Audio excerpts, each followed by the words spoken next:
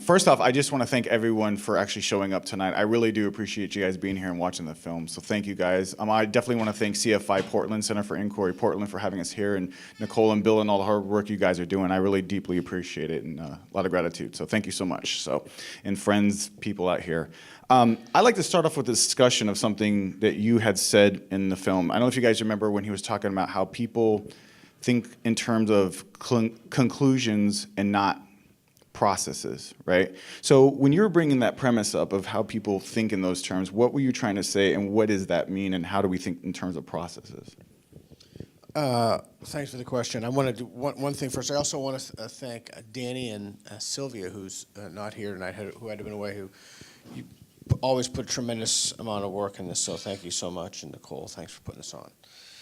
It's a weird time. School's right about to start, and we have a really good showing in spite of that little hiatus. So what I meant by that is people think in terms of conclusions. Something is good, something is bad, and then those conclusions just cohere in an ideology matrix.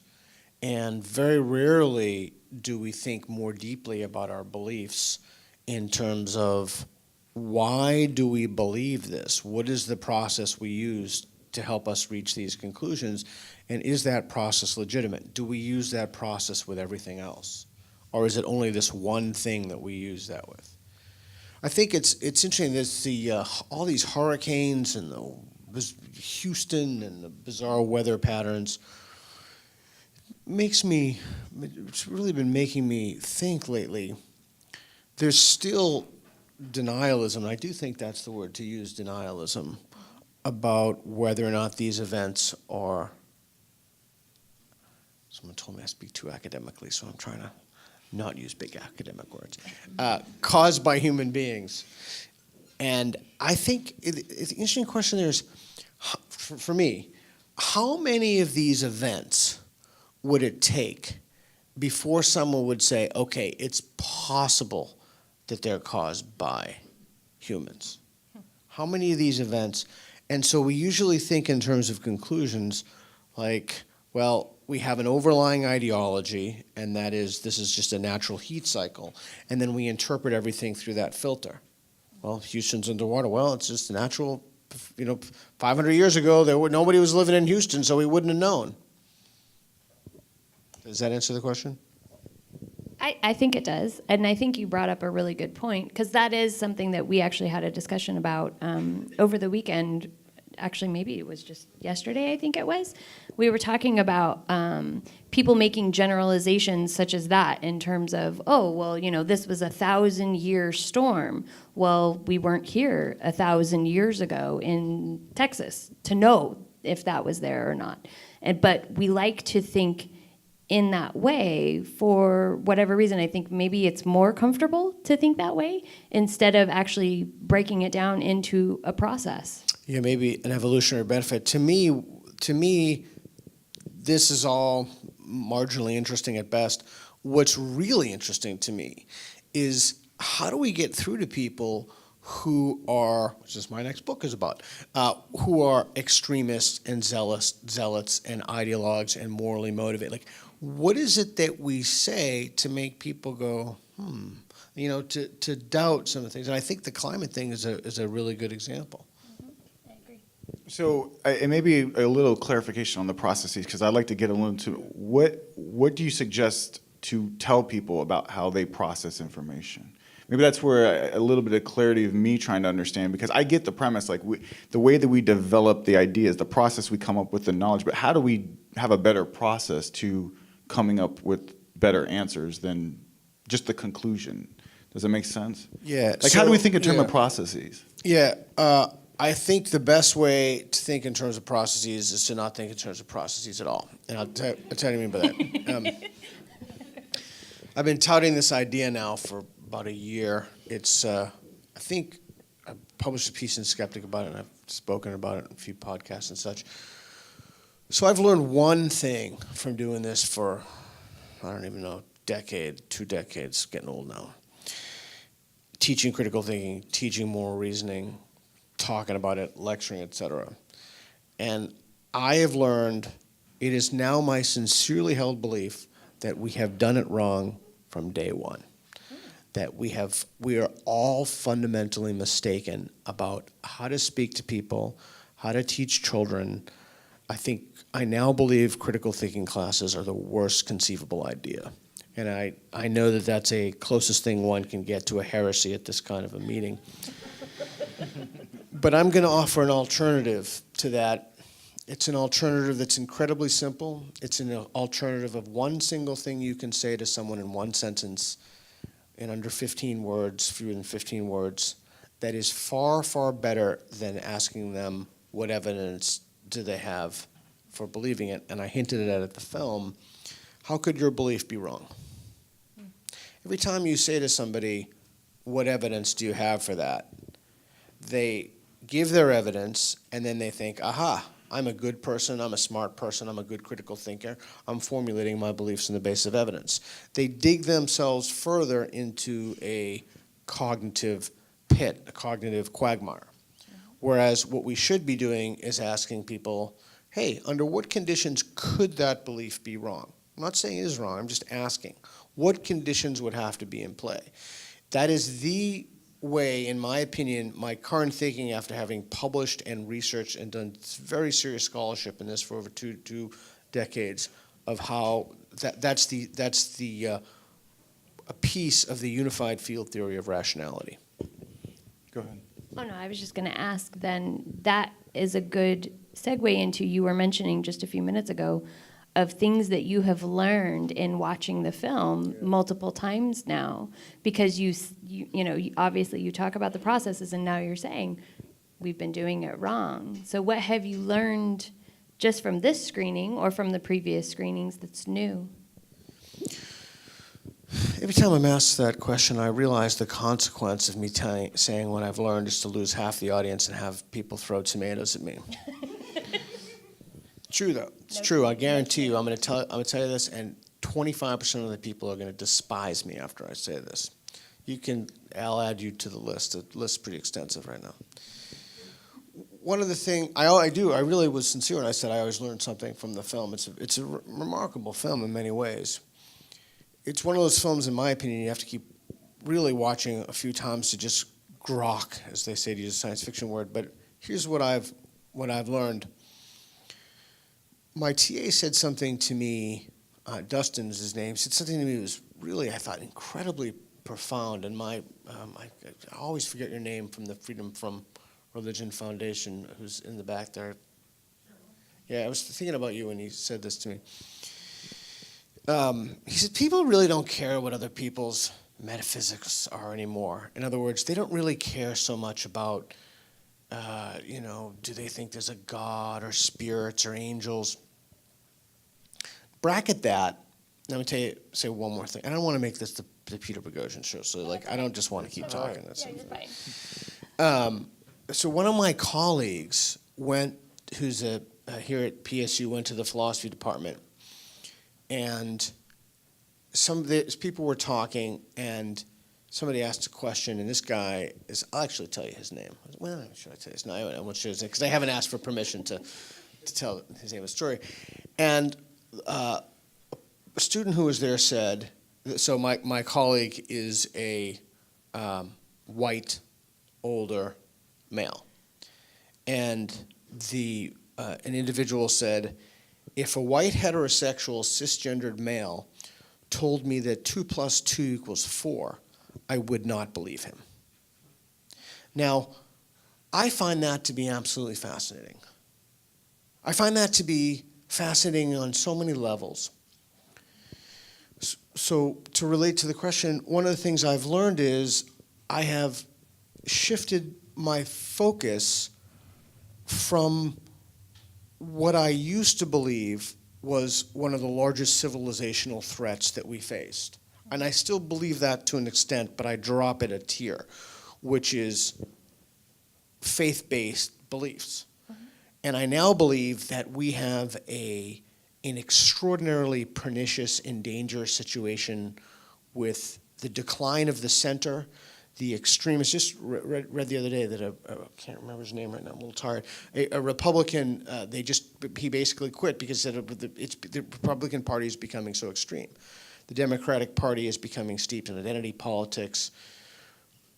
I think that we are facing an incredible problem of the inability of the left to deal with the reality-denying right.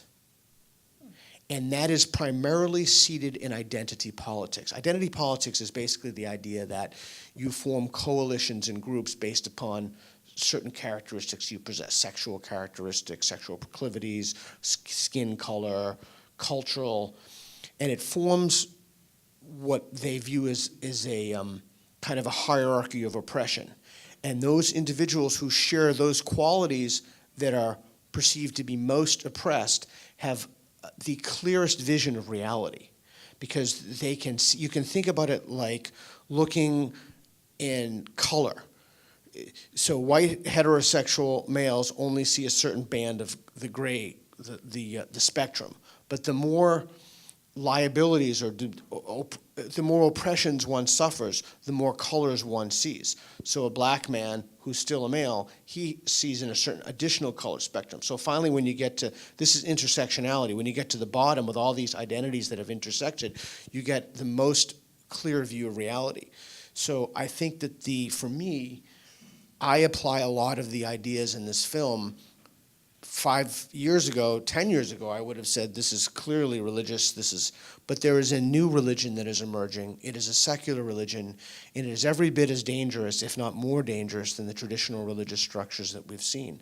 And these new types of religions, we see them in political correctness, we see them in secular blasphemies, we see them with the idea of original sin. But now, instead of the original sin from the Garden of Eden, now we see that with privilege. The concept of privilege is the new original sin. So we see all of the mechanisms of speech, of blasphemy, everything. We see the same mechanisms emerging in secular contexts. But the problem is that our secular institutions, our universities, our institutions of knowledge production can no longer do what they're supposed to do. They can no longer safeguard basic principles and liberties we have. Free speech, jurisprudence, some very, very traditional values that we have adhered to have now been eroded, and the individuals eroding those are not religious people. Right. They're people on, as Majid Nawaz says, they're regressive leftists. You know, you bring up the thing when it comes to critical theory when it comes to this. Can you explain a little bit about what that is and how that applies to a lot of what's going on, especially with the left? Yeah, I'm kind of hesitant to do that because I feel like I'm already making it the Peter Boghossian show, and I really don't want to keep talking for like 20 minutes. Sounds good. To do that. So if that's okay, we get you guys involved or take some questions? Yeah, well, there's only one other thing I guess I would ask, and that is with the processes like what you have with your app, Atheos. It's a process to understanding. You know, at the beginning of the film, you guys saw the allegory of the cave, which is really great about the app. It's kind of like the allegory of the cave. How do you get the person out of the cave? You want to explain a little, for people that don't know anything about the app at all and the process, can you tell us about the idea? Yeah, thanks. So it took us 2 years to develop, and the beginning part of it is it's free. You can get it on, if you pull out your phone and get it right now. It's Atheos. I think there's a period at the end. It's atheos-app.com. Excuse me. And I worked on it with PSU students, and it gives people basically anything. I mean, this took an unbelievable amount of work. And in fact, it's like most projects, if you knew how much work it was in, you wouldn't have done it in the first place. I don't think I would have done this, but it was done in conjunction with the Richard Dawkins Foundation for Science and Reason. It's basically anything anybody can say to you. It runs you through a tree, a discussion tree. So if someone says this to you, here are some possibilities, and if they get a wrong answer, it tells you why it's wrong. It tells you how you can ask questions through the Socratic method. It's particularly designed for all sorts of faith-based beliefs, but it can really be used for anything. But so that was a tool. I saw that fewer and fewer people were reading, and this is I'm going to shut up after this. I saw that fewer and fewer people were reading, and I saw that there was a proliferation of Christian apps. I mean, and they were unbelievable. So like, there are all these tools to talk people out of reason and rationality and to kind of indoctrinate them into some pretty radical silliness. And so I wanted to not only build a prophylactic to that, I've always believed that the solution to critical thinking and reasoning and rationality is not from up top on high, although we do need strong systems. strong institutions. But I think it starts with individuals, and I thought the app was a good way to do that. So it's out there. The beginning part, it's free. It's Atheos, ATHEOS. Cool. And if you guys have a hard time finding it, we actually have it on our website too, reasonstobelievefilm.com. You can see the books, the apps, and the film. It's all there. So if you have a hard time looking at it, just go there, and it's there too. So We're going to go for Q&A in a minute, unless you want to open up now. You want to open it up? I'd love to do it Yeah, right we now. can open it up now. I saw his hand first over there. Just a real quick note on the Q&A. I have the mic. I'll run it out to you. I'm going to hold it because we have limited time, so try and keep it short. Try to make it a question rather than like a rant or a tangent, so make it a question. And I should have mentioned this earlier. You are welcome to take pictures or recordings of this portion if you'd like. And if you do that, please use the hashtag reasonstobelievefilm.com. And that. All right, put those hands back up because I didn't see the hand that went up before. Okay, you in the purple.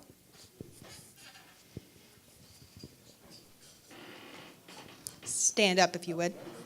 Peter, question for you. So you mentioned that you thought that critical thinking classes were a failure for the last however many years, decades perhaps. Why then would you think that the Socratic method is effective? That's a good question. I want to clarify. I think they're worse than a failure.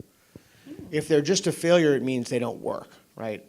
But what we've done is worse than that.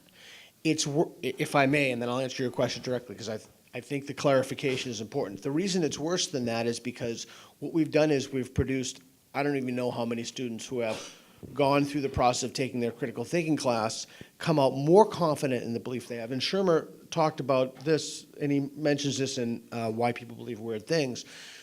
The reason it's worse than if it were just a failure, they would come out no more or less confident in the beliefs they have, right? But because it's worse than a failure, they think, aha, look, I'm a good critical thinker. And you mentioned Bigfoot. You know, I'm a good critical thinker. I'm formulating my beliefs on the basis of evidence. Here's my evidence of that, and their confidence value goes higher. That's the first thing. The second answer to your question directly is we have overwhelming evidence. In fact, I have the evidence myself. I did my dissertation on it. I published a bunch of stuff. We know that the Socratic method is effective. I've used it with prison inmates. I've used it with diabetics at OHSU and the diabetes clinic. I've used it in various contexts with people. And we know that there's a mountain of effective literature with pre and post studies, et cetera, showing that this stuff works. You can operationalize these concepts and we can test them. It's a hypothesis. In fact, I would suggest if you don't want to read any of the peer-reviewed data, you don't have to, just look at Anthony Magnabosco's YouTube channel.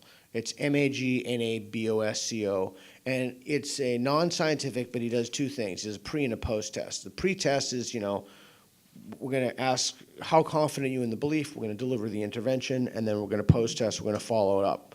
And we compare the pre-test number with the post-test number, and if there's a difference, then we attributed that in almost every case to the intervention. So you can watch those. There's, I don't know, hundreds, maybe even 1,000 videos up there, so you can watch it. But anyway, there's literature, there's pop culture stuff, there's my book, cites a lot of stuff in it, it's all there. Show of hands.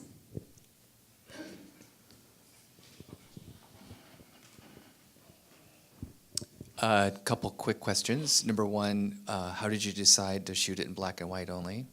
And then number two, Peter, when you were saying that one of the main questions you can arrive at through thinking is, how could I be wrong? Yeah. Is that not the basis of the scientific method, really, in terms of, I have a background in science, and one of the worst things you want to do is to go to a conference or something like that, and if you haven't thought how your ideas are wrong, they're going to kill you. You know, so you had to do it out of defense, and that's not the intuitive way that most people think. Yeah, so you know what's interesting is every time I have a screening, that question always comes up, and it's the one time I didn't think would ever come up, and it's weird. So thank you. I love the question. For me, I like the style of black and white. I like to think that I was profound and I had some insight to anything. But no, I just like the style. I have a production company out of Arizona where a lot of my marketing and my branding is black and white. But there is a little bit of the reason why I made it also black and white. We're looking at the world black and white. And so if you guys notice at the end, there's a little bit of color as we start to come out of this black and white type of thinking. So when you're doing something usually in black and white, you're trying to strip information out just so you can focus on exactly what that is. So that's what I wanted to do. I wanted to take away all the color and just have you focus on what they're saying, what's going on. I didn't have any like super flashy graphics, or it was about the content. And the black and white and us coming out of it is kind of like the premise of the film, coming out of the cave. You know, you're in the cave, you see the shadows, whatever. You come out into the real world, you're seeing it for what it is. And for me, well, I don't want to give away the ending to the people here on the film, but to me, the premise was to come out to discover something much greater. And I try to move on to my next film. Like, my next film will probably be completely colored. You get what I'm saying? So it's a progression for me, so that's why I did it. Can I grab the second half? So, John, a couple things. First, in literature, it's called defeasibility. So many people have said, dude, don't use the word defeasibility. It's a, you know, so I call it disconfirmation. It's a much simpler word. The difference is that you don't falsify at scientific conferences. You don't falsify moral questions, for example, because they don't look at, there are no moral hypotheses at scientific conferences. Why would there be? So I think what we need to do is to teach people this idea of disconfirmation, and we need it to be their go-to, and it should be drilled in. In fact, I am at the point now, I'm just coming off of my sabbatical. I'm going to see if I can teach an entire year of never telling anybody the whole year, and I teach critical thinking and atheism and rationality, and, you know, not even one time am I going to say formulate your beliefs on the basis of evidence. I'm going to see how that works out. Show of hands. Okay. Can't get all the way to you if you just want to stand up there. I appreciate your film, and it'll give me a lot to play with. I've got a lot of notes here about what I saw, and I'm hoping it's going to be available so I can look at it again. I do not agree with you on a lot of aspects of what you said, particularly when you Who's you? Me? No, you said I don't agree with you. You mean, who's the Well, you? you all three did the film, so it's basically the collective you of the film, because it's, feel that's your expression as a group. They asked me one. I have to answer that first. Okay. You mentioned that the differences you felt were zealotry, that people who believed differently than you were zealous. And actually, to us, I'm a third-generation atheist, and I believe all of it's mythology. To me, people who believe that global warming is man-made is also zealotry. So, and it's a kind of a control thing with people. So my question to you is, you said that you're going to ask the side that thinks that man-made global warming has a lot to do with control, that you're going to ask us, under what conditions could we be wrong? Well, I'm going to ask you to answer that same question. Under what conditions are you going to accept the fact that what you believe to be man-made may be just a biological cycle of the planet and the whole system here? I apologize. I'm going to try to understand what you're asking, because I'm not really getting the premise of the argument. You know, maybe, I mean, that's why I bring people smarter than me in the film. Are you saying that man-made climate change is not real? I'm saying man is not the primary responsible thing. I'm saying, Yeah. my question to you is, regardless of what I think, it's irrelevant what I think. Okay. Boghossian said he's going to approach other people with a question, under what conditions could you be wrong? Well, I'm asking you. Okay, for if the you're just same asking me as answer. an individual, for me, I could be wrong about anything, No, including I'm talking climate about, change. Man-made global warming, obviously. Right, so if there was better data to support that it wasn't man-made, if there was actual evidence or study that supported that premise, then I would be willing to change my mind and say, well, maybe it's not man-made, right? I mean, it's not like I'm afraid to be wrong and change my mind. I mean, I'd rather be right as soon as possible. So if scientists decided it, or found the evidence to support that it wasn't man-made, okay, then it's not man-made. Then let's figure out what it is. But no one has demonstrated, at least to me, just as a layperson, okay, I'm only a filmmaker. I'm not an actual scientist out there discovering that. I trust that the knowledge and the evidence that they're putting together from all around the world is sound evidence. But there's nothing in a holy grail that says it is exactly 100% this of anything, okay? Science is open to changing its mind. So if it presents new evidence and the scientific community can show that it is, then I'll change my mind. But until then, I don't see a reason that I need to change my mind. That's just my personal opinion of what I don't know. Change your mind. I'm saying under what conditions would you? And you said that the scientific community showed evidence. Well, part of the problem, libertarians, part of the problem, Republicans, Democrats, and you guys, CFI, is that you get all of your information from your side. And it's time to start looking at the evidence from the other side, and you're going to find out that there's a lot. How do you know what I look at? Pardon? How do you know what I look at? That's what I'm trying to get. How do you know I only look at it from one side? That you don't really question yourself. Okay, I understand your argument. What I'm asking you is, how do you know what I look at? How do you know I don't look at both sides? I just answered that. I said by the way you present your argument, by the way Right. Boghossian says things that people believe this are, what term did you use? Okay, hold on. Let me just finish this premise real quick because we need to move on. What I'm trying to say here is that one way for you to determine whether or not your argument is correct or not correct or wrong is sometimes to look at the other side of the argument, okay? I don't claim that I know everything, okay? I could be wrong by every single thing I've made in this film. I'm willing to accept that. The thing is that when you're looking at an argument, how do you know you're wrong? So I do look at the other side, and the other side hasn't convinced me in any way, shape, or manner of the evidence that they supported that they have an idea. And if they do, I'm not afraid of being wrong to change my mind. Does that make sense? Part of our problem So that- libertarians is you get your information from the sources of your side. I appreciate what it is that you're trying to say, but I'm going to have to ask you to please stop so that we can move on. Nicole, go ahead and take another question. Thank you so much. And can I say something real quick? If anybody has anything they'd like to discuss after, I'm more than willing to talk. So if there's anything afterwards, please feel free to come up to it. Thank you. Okay, awesome. That's actually one of the reasons we're saving the last 15 minutes or so before we get kicked out, is you guys will have the opportunity to approach them in person and pursue topics at leisure. Okay. Hands, and you're closest. You talked a lot about Sorry, I have to hold it. you talked a lot about process, and it struck me to think that isn't this the same thing whether we're talking about religious beliefs or political beliefs?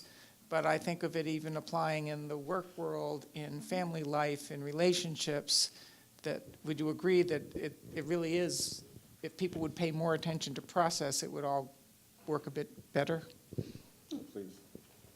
Actually, I agree with that. I do. I think that you can use processes across the board in all of your relationships, in any manner of communicating with people. It's a matter of figuring out how a person came to the conclusion that they've come to, and then maybe working your way backwards. That's kind of how I do it. You know, whenever I'm in an argument or something like that, okay, why is that person thinking that way, and how can I better communicate with them, and we can get on the same page. And I think that's a good point too, because I think the reason why I challenge the way we actually process beliefs is because most human beings are trying to solve a problem. And how is it that you go to solve the problem, right? Like if I want a better relationship, I can choose to figure out how relationships works, I can figure out communication, or I can go to a psychic, or I can go to a card reader. Like the process of how we learn to solve problems is important to how we actually solve problems. So for me, I used to be a believer. I used to believe in 9/11, I used to believe in God. I mean, anything you can believe in, I believed in, right? But the process of how I was trying to solve my problems was not correct. As I started to become more skeptical of the way that I was deciphering information, right? Anytime you see anybody trying to succeed in life or doing something, they failed, they learned from the process, they failed, they learned from the process, right? So it's the process is how we get as close as we can to the truth. So it is important in all aspects. Being a better person to be able to think will hopefully make you make better decisions in many things you do, whether you buy a car, you do these things anyways, you know? And like I said, I'm not qualified to talk about what he's saying when it comes to processes. He understands it more, but that's just my interpretation of it, if it makes it correct. And feel free to correct anything. I'm loving not answering questions is good. Show of hands. Way in the corner.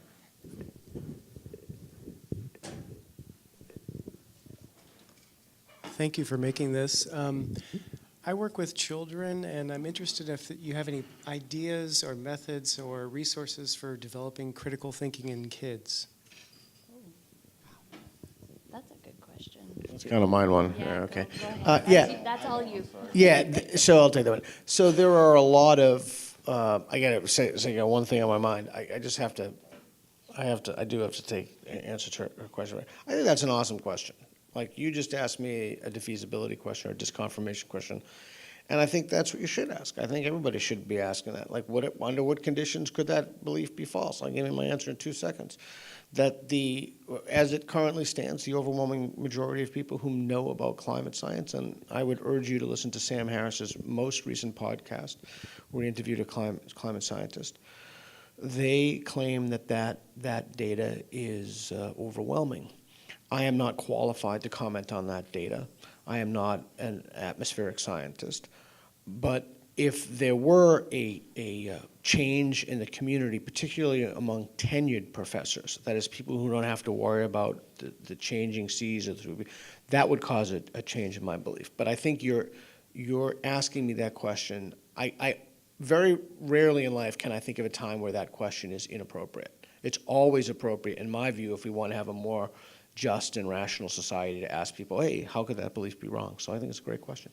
In the back, yeah, so there are a lot of organizations that have, you just thinking about general critical thinking, or what? What kind of critical thinking are you thinking about? Exactly this kind, where you're asking these kinds of questions and you're learning Oh, how there's to so many challenge good books out assumptions. there. Come up after me at the end, and I'll run by some specifics. There's some great. The Dawkins Foundation has some great stuff. There's just a wonderful information. Unfortunately, a lot of that information centers on the same things, which may not be appropriate for everybody. And I wouldn't say guilty, but I do this too in my classes. Here's a fallacy. How do you do it? Very quick bottom line. I bottom line the whole thing.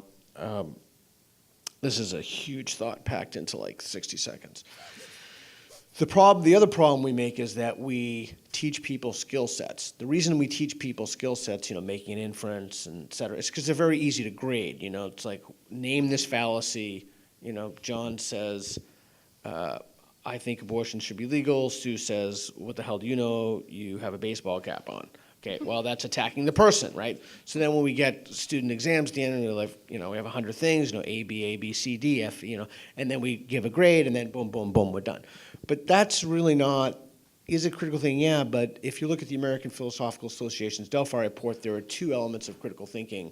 In my judgment, and I am now extraordinarily confident about this, and yes, I can tell you how this view would be wrong, the far more important thing is to develop the attitudinal disposition. And then the attitude, the 2 primary attitudes, again, there are 11, but in my judgment, the 2 primary ones are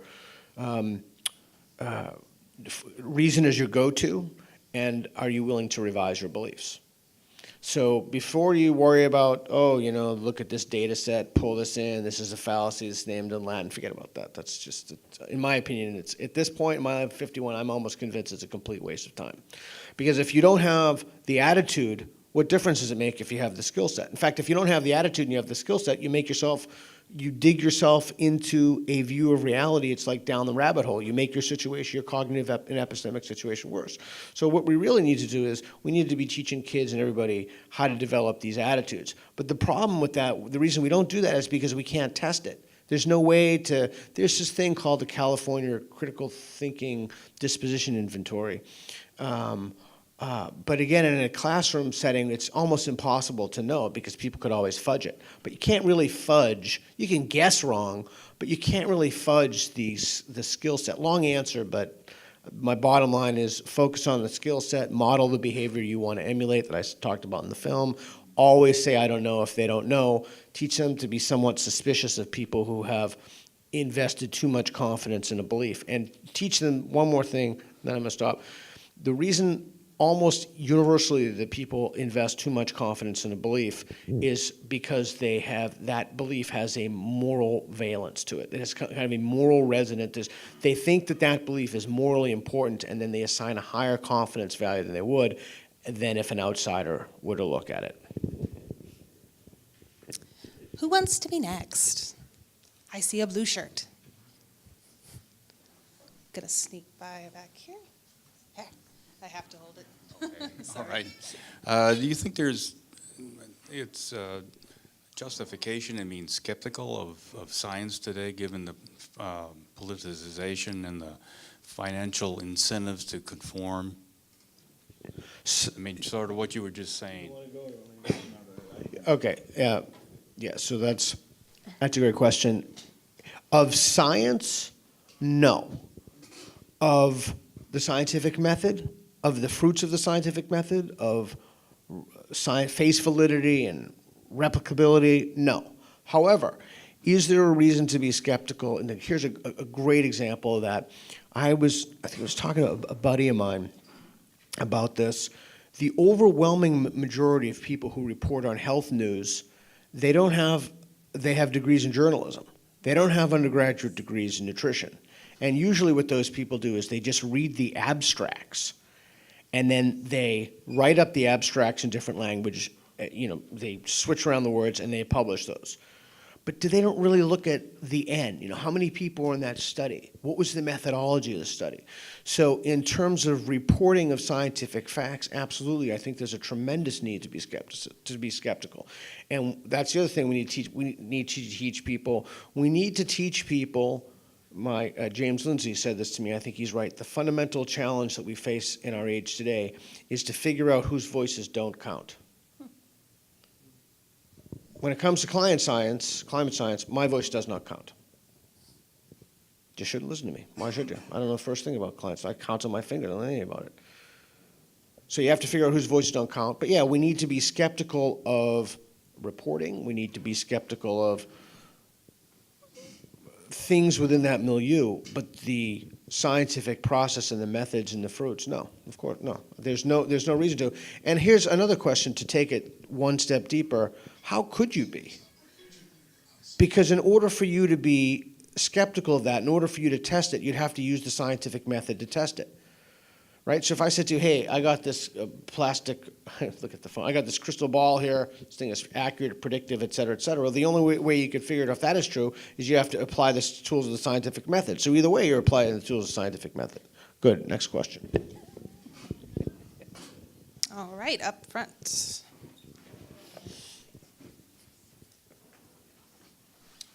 So you just sort of touched on this with your answer to that last question, but I tend to believe that the scientific method is one of the best ways that we have of getting to the truth about reality. But in the interest of sort of challenging my own philosophical ideas, what are the best arguments that you've heard against that? You want me or you guys? You want me? Who are you asking? Each of you individually, maybe? Okay. I don't know if I understand the question. Like literally, so you're saying what are the best arguments against the scientific method? Yeah, sort of.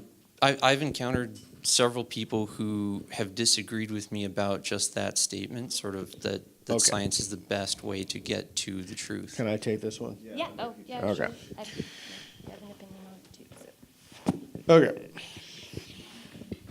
First of all, it's one of those things, it's one of those things when people say, it's the whole white male thing, like white male, heterosexual, told me 2 + 2 = 4, I wouldn't believe him.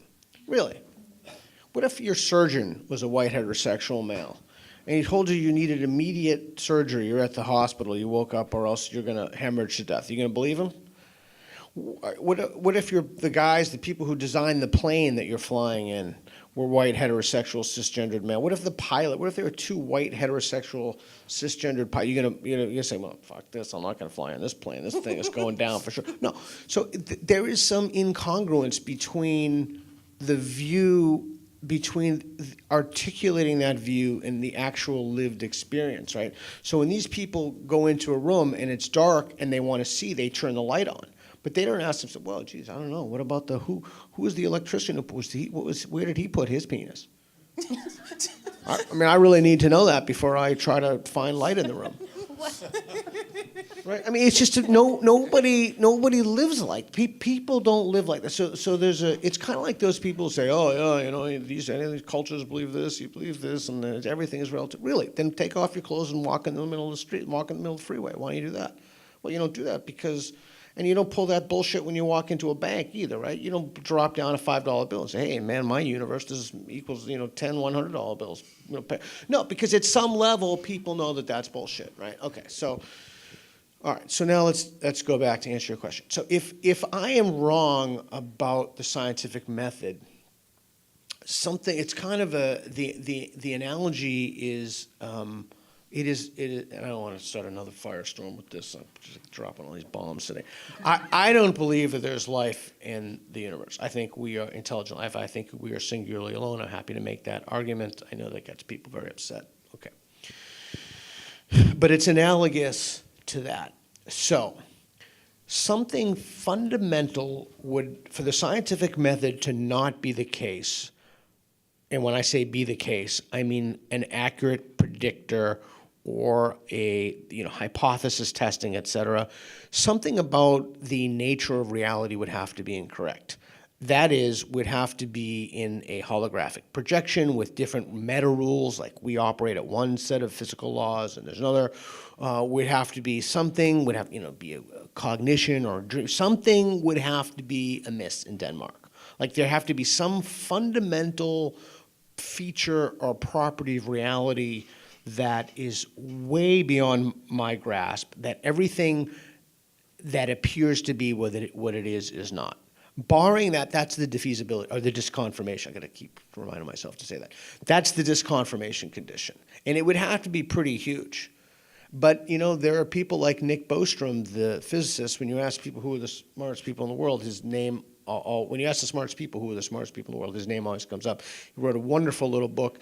He puts the probability that we're living in a holographic simulation very high, and I'm not a particle physicist, but he alleges to know how to test that. Other people have said that's correct. Please don't ask me how I could be wrong about that. I don't have the first idea about particle physics, but it would have to be something like that. We do some tests, and this people who are particle physicists, oh my God, this is unbelievable. We're holographic projections. Then the scientific method, the whole thing would be illusory because all of reality would be intrinsically illusory. That's my answer. I think for me, I've come across the same thing, and what I get often is, well, how can you rely on science when science has been wrong? And they seem to like to use that, oh, well, science has been wrong numerous times. And every time I hear that, my favorite thing to say back to them is, great. That means that science can go and do something different to correct itself. That's what it does. And I think that is probably one of the best rebuttals or responses that I can give to someone, because it kind of throws them off when you say that. When you get excited, if you get excited about when somebody says, well, yeah, you can't believe in science because science might be wrong. Yeah, that's the point. So I guess my point is be excited about it when they say that. Well, I also think that I haven't seen, if you can demonstrate that there's another process to challenge a claim of reality, then present it and see if that holds up to water. I don't know of any other process to challenge a claim. Anyone can make a claim to something. Like Carl Sagan talks about the dragon, the hidden dragon in the garage. Anyone can make a claim. What is the process you're going to do to test whether or not claim is true or false? If you have a better process to doing that, then present it. But I haven't seen, I don't know, maybe you guys, I've never seen a process that someone makes a claim, you have to test whether that claim is true or false to the best of your knowledge of doing that. If there's a better process, I'm sure most scientists would use it. But what other process have we used that's been more effective than science to give us the microphone I'm talking on, the phone that you're listening, the lights in this room, the camera for me to shoot? We may be wrong, but we've been right a lot about things. We put a man on the moon based off of the science. So if you have a better process to put a man on the moon, other than guessing or magical thinking or whatever process it is, bring it to the table of ideas. But I haven't. Yeah, sure. Yeah, I mean, if you think sacrificing a goat on the hood of your car is a good way to create an Intel chip, then by all means do that, and then write up the schematic, and then we'll test that out. On that note, we have 2 more questions. We have time for 2 more. Okay, purple shirt. Question for the filmmakers. Did you consider including either an anthropologist or a sociologist as a part of your panel of experts? I have a follow-up question for that. Not an anthropologist. We were going to do sociologists, but my premise is, I know people think I'm making an atheist film. I'm making a psychology film, to tell you the truth. I'm never going to be, Peter or Richard Dawkins or any of these really intelligent people talking about these things. I'm concerned about the why. Why do people what they're doing? So I mainly had psychologists in my film. I have a short film called A Virus Called Fear. It's the same thing. I'm more interested in why do people do what they do. Where can they get that film? They can do it on YouTube. Just type in A Virus Called Fear. It's free. You can check it out. Or Amazon, you can check that out. It's a short film. It was my student film when I was in film school. And to me, it's just why do people do what they do? So I think a sociologist would be a good thing. The thing is that with being a filmmaker and having a limited budget, this is my first full-length film, whatever, I really wanted the expression of the ideas of what these people in these films were saying so I can fine-tune. I feel like if I went into sociology too much, I'd go too far off. It'd be a 2-hour, 3-hour film. But it's a great question, and I felt like I tried to stick with philosophy and psychology. And I guess the reason I ask is because it's clearly a cognitive science perspective that all of those combine together. And we know that the Japanese, the Chinese, and the Scandinavians have the lowest percent of believers in faith in the world. And I don't think that some of these explanations, this is not a criticism of the film, I'm just saying that a cognitive science perspective actually doesn't answer the question, why do those cultures in particular have such a low percent in their belief level? I think there are other reasons, and I think they're sociological and I think they're anthropological. And that other perspectives might shed light on that in a way that could be more informative to us instead of, quite honestly, relying upon a Western approach, which is purely Socratic. Maybe you could fund their next film. We have one more? Yeah. All right, one more. Who has a burning question Anyone? that you were thinking about asking, but you didn't think you'd have time? Are you sure? Becca? In the front. There we go. Let's finish with the friend. So speaking of funding the next film, what's next? Speaking of funding the next film, what do you guys feel is next on your horizon? I'm just thinking, that's what I'm doing. I spent 4 years on this film. I think I'm gonna take a break. You know what I think I'm gonna do? I'm actually not gonna work on a atheist skeptic film. I think we're throwing around ideas right now. Like I said, the film's being released September 11th. We're just gonna push that first.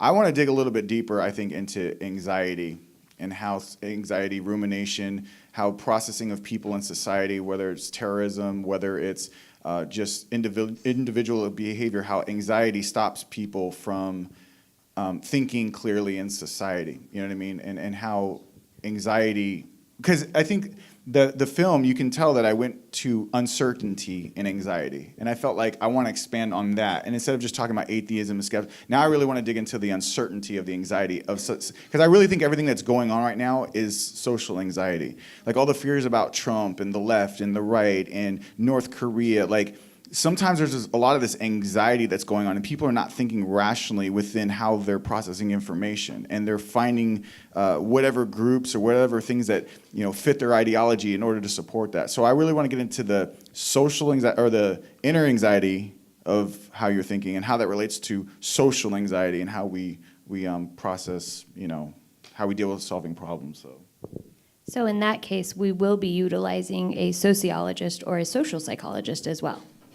Or my next film could be about ducks. I mean, I don't know. I just said, I try not to get pigeonholed into filmmaking. Like, I'm being serious. Like, right now I'm known for, atheism, skepticism, but I'm just interested in making films and talking about big ideas. My film may have nothing to do with anything that I'm saying right now. You know what I'm saying? I can make a Transformer movie tomorrow.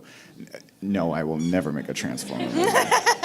But I still love psychology and why people are doing it. So that's kind of where we're exploring with now, so. Is there anything the three of you wanted to say in closing? I do. I have one last thing that I would like to say. I just want to say a brief thanks to everyone who stuck around and engaged with us in conversation. And to you in particular, ma'am, I do appreciate what you were trying to do earlier, and I apologize if I cut you off. I've been sitting up here feeling bad about that. And I know, I kind of figured as much. It's been sitting with me all night long, but I do want to really extend my thanks to all of you. If it wasn't for a community like you, we wouldn't be able to make films like this. So thank you. A round of applause for our presenters.